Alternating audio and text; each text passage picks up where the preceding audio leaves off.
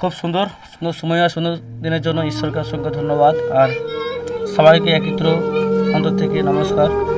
তো এখানে বিশ্বাসের বিষয়ে কিছু বলবো, যে বিশ্বাস দ্বারা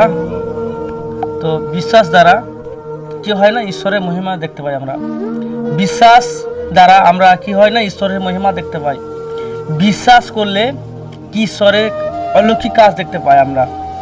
তো প্রত্যেকটা খ্রিস্টীয় ভাই বোনদেরকে এবং যারা খ্রিস্টকে জানেন না তাদেরকেও বলছি, তো প্রত্যেকে এই ভিডিওটা শুনবেন এবং এই ভিডিও শোনার মাধ্যমে ঈশ্বর আপনার জীবনে অলৌকিক কাজ করবে, যা আপনি মানে কি ঈশ্বরের মহিমা দেখতে পাবেন।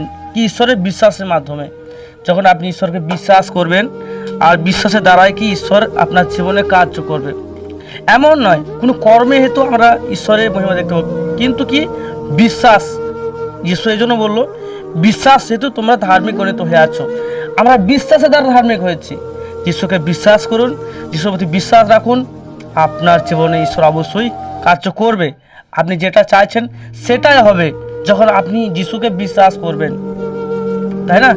যিশুকে বিশ্বাস করবেন, তখন যিশু আপনার জীবনে সেই কাজটা করবেন এবং বাধ্য হবেন, কারণ তিনি কথা দিয়েছেন যে তোমরা আমার নামে যা কিছু পিতার কাছে চাইবে আমি তা করব। তিনি কথা দিয়েছেন, তুমি বিশ্বাস করছো বলে অবশ্যই, কিন্তু তিনি কথা দিয়েছেন, যিশু কথা দিয়েছেন যে তোমরা আমার নামে আমার পিতার কাছে যাহা কিছু চাইবে আমি তা করিব, যাহা কিছু চাইবে আমি তাহা করিব। অর্থাৎ আপনাদের বিশ্বাস, যিশুর যতটা আপনি বিশ্বাস করছেন ততটা বিশ্বাসে আপনার জীবন ঈশ্বর কার্য করবে। বিশ্বাস ছাড়া ঈশ্বর আপনার জীবনে কোনো কার্য করতে পারবে না।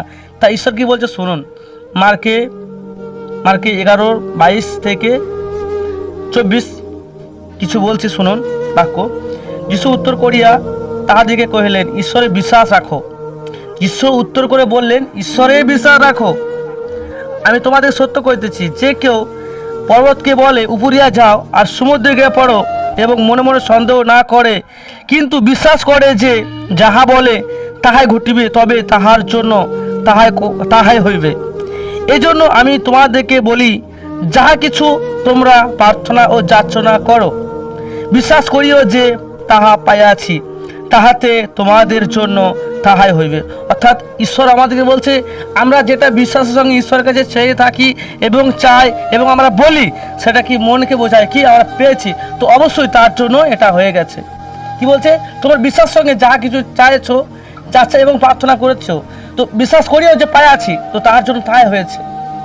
অর্থাৎ বিশ্বাস, যিশুর প্রতি বিশ্বাস রাখতে হবে, আমাদেরকে বিশ্বাস রাখা উচিত।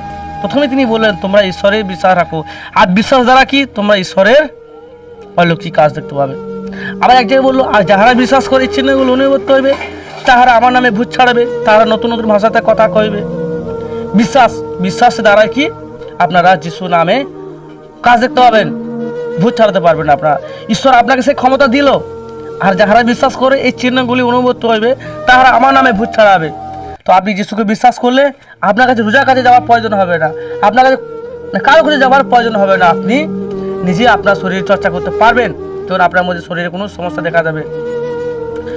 যে কোনো সমস্যা, যে কোনো রোগ আসতে পারে, অসুখ হতে পারে, যে কোনো আপনার শরীরে হচ্ছে, অম্বল গ্যাস হতে পারে, থাইরয়েড হতে পারে, সুগার হতে পারে, A to Z যে সমস্যাগুলো ডাক্তার একদম বলতে থাকে যে আপনাকে সারা জীবন ওষুধ খেতে হবে, সারা জীবন আপনাকে ওষুধ খেয়ে চলতে হবে, ওষুধ খেয়ে থাকতে হবে এবং ডাক্তার দেখাতে থাকতে হবে, এমন বলে থাকে, তো আমি আপনাকে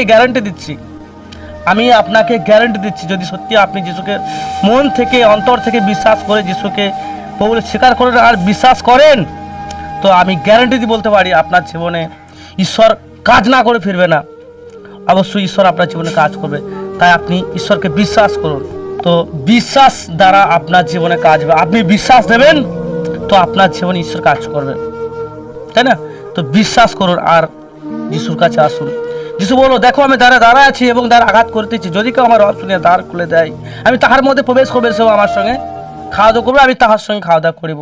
অর্থাৎ যিশু তোমার যে অন্তরালে কি দাঁড়িয়ে আছে এবং তিনি আঘাত করছেন, যে আপনাদেরকে তিনি ডাকছেন, দেখো আমি দাঁড়ায় আছি এবং তার আঘাত করেছি, যদি কেউ আমার রব শুনে দ্বার খুলে দেয়। অর্থাৎ তিনি আমাদেরকে অন্তরে আঘাত করছে, যেন আমরা তার অন্তরকে খুলে দিই, তার কাছে আসি। তিনি চাচ্ছেন, তিনি আমাদের ডাকছেন। তো আপনারা আসুন, সেই যিশুকে বিশ্বাস করুন, আর যিশু পবিত্র আত্মা অনুসারে চলার চেষ্টা করুন।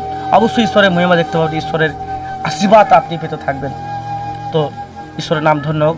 ঈশ্বর এই বাক্যে যে কেউ শুনবে পিতা আপনাকে ধন্যবাদ করি। তো যে কেউ শুনবে তার জীবনে অবশ্যই কার্যকারী করবেন, অবশ্যই তার জীবনে আশীর্বাদে ভরিয়ে দেবেন, এবং প্রত্যেকটা সন্তান এই বাক্যের দ্বারা প্রত্যেকে আশীর্বাদযুক্ত হয়। প্রত্যেকজন আপনার পুত্র যিশুকে বিশ্বাস করে পিতা, তাই আপনাকে ধন্যবাদ করি। যিশুগুরুর নাম থেকে প্রত্যেকে আশীর্বাদযুক্ত করবেন। এই বাক্য যে কেউ শুনবে তার জীবনে অবশ্যই আশীর্বাদ করুন, তার জীবনে অবশ্যই আশীর্বাদে ভরিয়ে দেবেন, এবং প্রত্যেকজন যে শুনবে তার জীবনে অবশ্যই আশিস নিয়ে আসবেন পিতা যিশুগুরুর নাম থেকে। আর প্রত্যেকে দ্বারা যে শুনবে তাদেরকে, প্রত্যেকটা ফ্যামিলি, প্রত্যেকটা বিশ্বাসী অবিশ্বাসী প্রত্যেকজনকে আপনি এই বাক্যের দ্বারা মনোনীত করবেন। এই সমস্ত চাঁদ সমস্ত ভার পিতা আপনাকে দিলাম এই প্রার্থনা প্রভু যিশুর নামে, আমেন।